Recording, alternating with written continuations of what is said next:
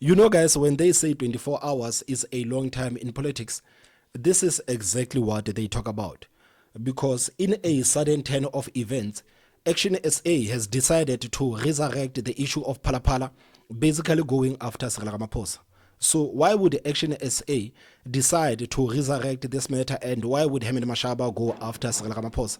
I think if you look at Action SA and if you look at how the party has behaved in the past couple of weeks, it is fair to say that these people were doing all of these things under the impression that they would have a space in the government of national unity. I mean, look at this issue of the VAT rate. There was no need for Action SA to vote with the ANC to increase the VAT. There was absolutely no need for that. But Action SA went ahead and basically decided to lie to the people of this country. Action SA went ahead and voted for a fiscal framework that consists of 0.5 VAT increase, and decides to lie to the people of this country to say that the finance minister of the ANC is going to come back with a revised budget in 30 days. And this is the reason why we have decided to vote with the ANC to increase the VAT. So I think Action SA, what they should do, they should actually thank the EFF, they should actually thank the DA for basically saving them, because if it wasn't for that court case of the DA and the EFF, as we speak right now, the VAT would have actually went up. You remember that Cyril Ramaphosa did say that ANC looked at the proposals of these political parties, but Treasury said that there was no alternative. Even the finance minister of the ANC came out to say that if there were any alternatives, I would actually doubt my fiscal framework. So the ANC was ready to actually defend their VAT hikes. The ANC went to the courts to defend these VAT hikes that Hamid Mashaba said that the people of this country are not going to experience. So they must thank the DA and they must thank the EFF for the work that they have done, because if it wasn't for these two political parties, as we speak right now, Action SA would have been done. So I think that Action SA is now realizing that the ANC used us. The ANC used us, and they basically gave us an impression that we're going to get into the government of national unity. But right now, if you look at the reports are saying that the ANC and the DA are busy fixing their marriage. And these political parties, we know for a fact that they wanted the DA out. The EFF did say that they will never get into the government of national unity as long as the DA and Freedom Farm Plus is there. And we know how much Hamid Mashaba hates the DA. So I think it is fair to say that Hamid Mashaba somehow did expect the DA to be kicked out of the government of national unity. They listened to Paul Mashatile when he said that there is no way that the ANC can work with the DA after the DA has decided to vote against that fiscal framework of them that consists of 0.5 VAT increase. So these people were actually under the impression that they were going to get into the government of national unity. And now that the matters have actually settled, they are realizing that no, man, these people have actually played with us. These people actually used us as fools. So we are going to go after these people. We're going to go after these people, because I think it was yesterday when I actually saw this post, and I laughed so much because this post is by Michael Boomant, the national chairperson of Action SA. On social media, he says that Action SA will challenge IP's classification of Phala-Phala report as top secret, given the likelihood that the Presidential Protection Unit crossed the lines. So this is not the language that you would actually expect from Action SA.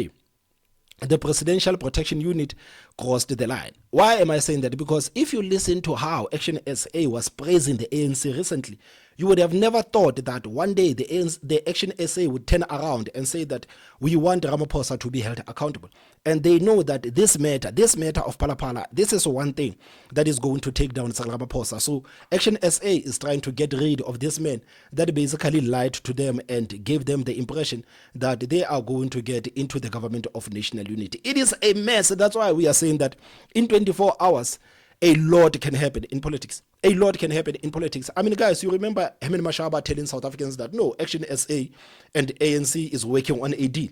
ANC is a reliable partner. So we don't want anything to do with the DA. I know I'm speaking like Donald Trump. We don't want anything to do with the DA. We want to work with the ANC because we believe that the ANC is a better partner compared with the DA.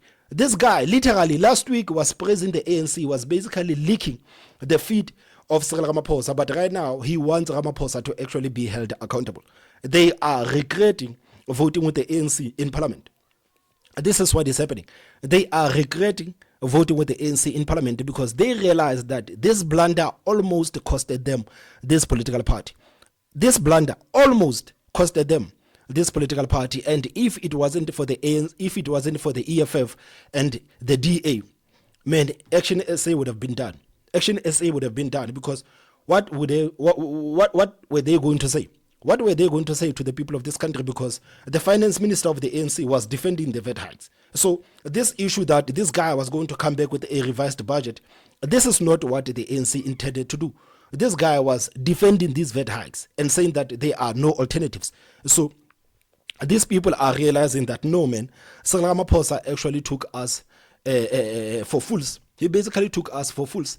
That's why these people, they want this case to actually be declassified. You remember that in March, there's a report that actually came out saying that Ramaphosa's Phala-Phala report classified as top secret. And this thing actually made a lot of people very furious to say that what is it exactly that the president is hiding? Cyril Ramaphosa, what is it exactly are you hiding?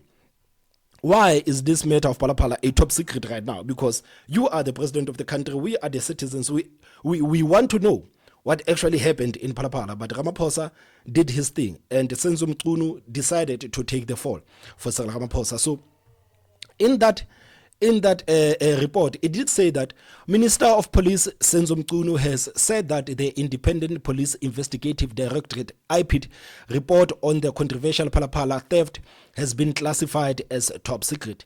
This was revealed in a response to a parliamentary Q&A session where questions about the report were asked about the African Transformation Movement leader Vuyo Zungula. The Phala-Phala saga has begun in 2022 when criminal charges were laid against President Ramaphosa and the members of his security detail. Former Director General at the State Security Agency, Arthur Fraser, alleged that Ramaphosa and his team had covered up a February 2022 burglary at his farm where large sums of foreign currency allegedly concealed in a furniture were stolen. So this is a report that actually came in March. I remember we did a story about this thing, that why is the president being so secretive with the people of this country? I thought that these people liked transparency, but no, it seems like Ramaphosa wants nothing to do with transparency. He wants nothing to do with transparency. So ActionSA says that, no, you promised us this cabinet post and you are not giving us this cabinet post. We are going to take this matter to the courts because we want this thing to be declassified. We want the South Africans to see exactly what the president is doing. But the truth of the matter is that ActionSA, you are the ones who actually begged these people. You begged these people, and you are not just going to come back and pretend as if now you are fighting for South Africans when you were on the side of the ANC. Everybody told you that you cannot be on the side of the ANC. But these people, for some reason, they decided to be on the side of the ANC. Now that they've realized that the ANC is a monster like we have all said, they are coming out to say that, no, let's take the president to the task because we cannot afford this matter to be classified as top secret. Herman Mashaba must come out and acknowledge that ActionSA voting with the ANC to increase the VAT was a huge blunder. This is what ActionSA must do. They must come out and say that voting with the ANC on this VAT issue was a blunder, and we did that because we thought that the ANC was going to give us a cabinet post. And now the ANC is fixing their marriage with the Democratic Alliance.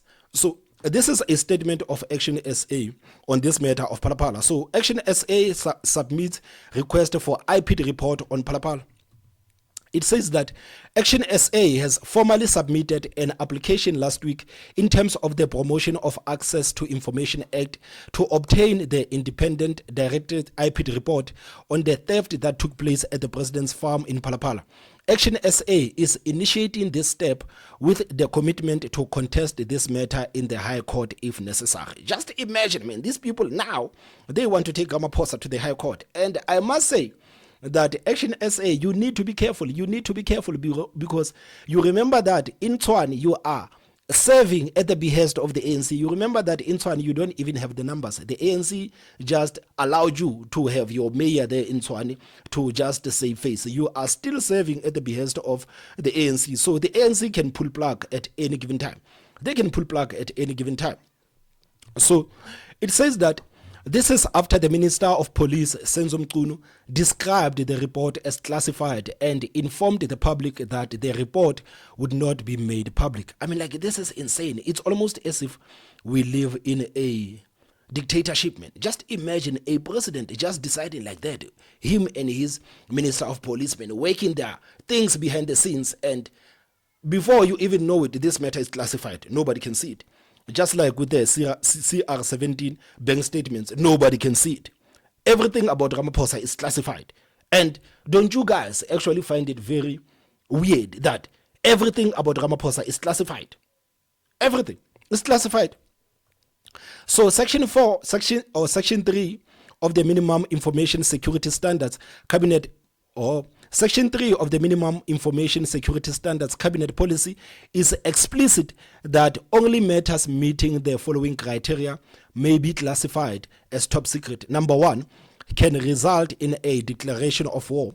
Number 2, can lead to discontinuation of the diplomatic relations between states. Number 3, can seriously damage operational relations between institutions.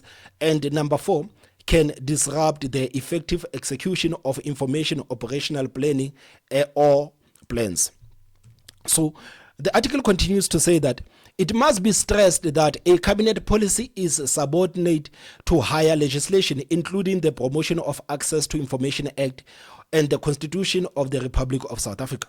Regrettably, South Africans have a sense of deja vu with the police ministers once again appearing to abuse the law to shield the president, where even swimming pools have been seriously presented as fire protection measures.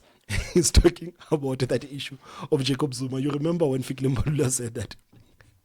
We as the ANC, we lied and said that a swimming pool is what did Fikile Mbalula say? A swimming pool is a fire what?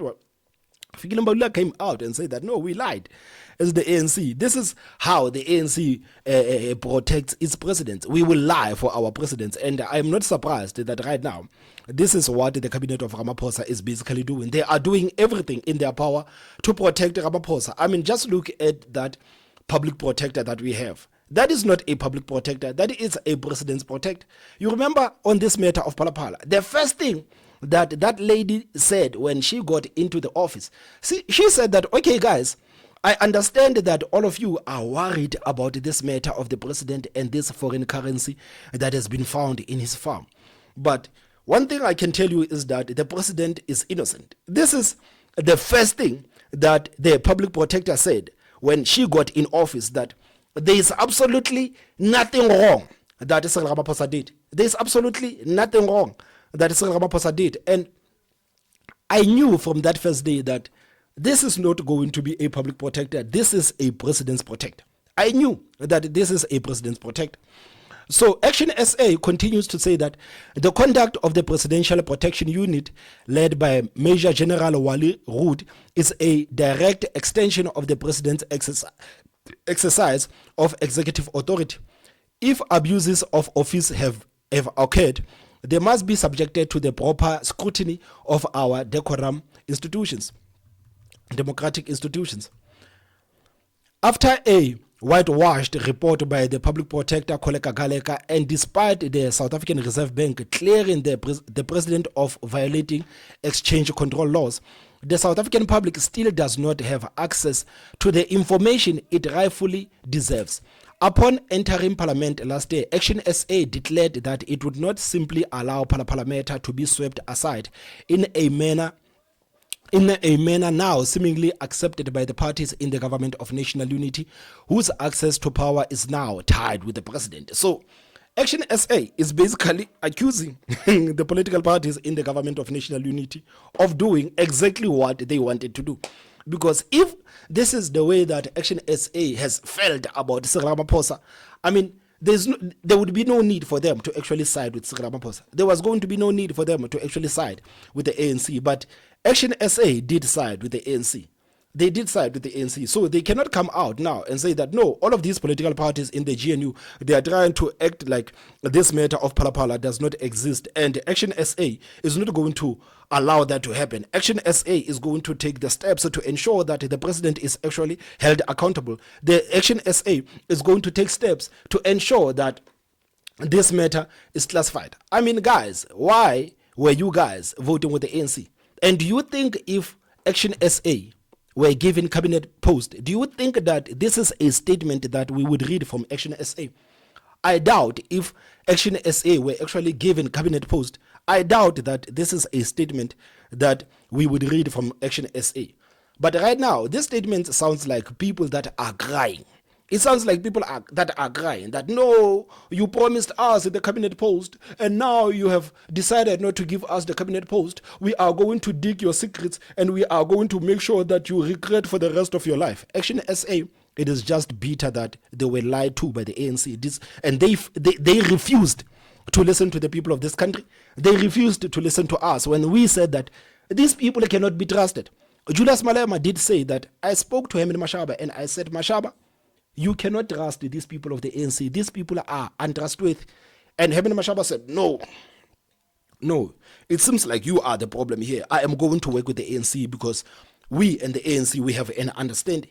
So now they are realizing that everybody was right and they were wrong. And they are coming out with this statement to try to save face. This is what is happening right now. Action SA is simply trying to save face with this bogus statement of theirs. So they continue to say that the filing of this Protection of Access to Information Act application is a fulfillment of our promise to demand transparency from the current coalition government and to ensure that its leaders act with ethical consideration. Action SA will continue to serve as an uncompromised and official opposition. Just read that.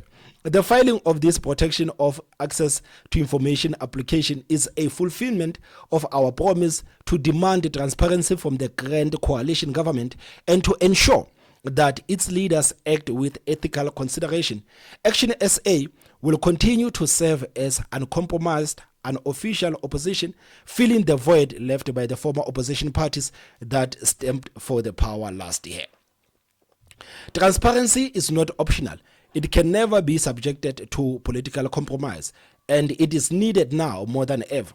With a colossal GNU constituting 70% of South African parliament, South Africans deserve answers on Phala-Phala, and the Action SA application is a step forward to ensuring that these answers are delivered. So this is a statement of Action SA. This is a statement of Action SA. And guys, what do you think about this statement of Action SA? Because I think that these people, they started to have pains. They started to have pains when Helen Zille said that, no, the DA is not going out of the Government of National Unity. We understand that this is how the coalitions work. We understand that political parties in the coalitions, they fight every time. But it doesn't mean that this is the end of the Government of National Unity or the DA will go out of the Government of National Unity. And what actually made Action SA very furious? What actually made Action SA very furious is because you remember after the news came out and basically said that the VET would be rescinded. Action SA and other political parties, they were there with the ANC. They did a little press conference where they were patting each other at the back to say that no, this VET rate is being rescinded because of our work, because of the work that we have done with the ANC, and this is a promise that we have made to the people of this country. And these people literally ignored the fact that the finance minister of the ANC has decided to settle out of court. The finance minister, he went to court to defend the VET hikes. And when he realized that he could not win that case against the DA and the EFF, he decided to settle out of court. But Action SA, Musimaiman, these people, they said that this VET being scrapped, it has nothing to do with the court case. It has nothing to do with the court case. It has everything to do with them negotiating with the ANC. This is a narrative that these people were actually peddling. And after that, they did speak about this meeting that they were going to have with the ANC. And I think this is where they actually thought that they were going to be given these ministerial positions.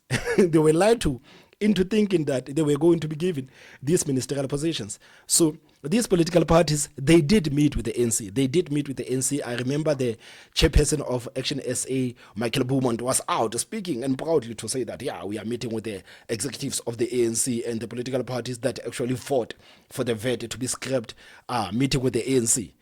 And after that, the ANC did say that we are also going to meet with the Democratic Alliance. We are also going to meet with the Democratic Alliance.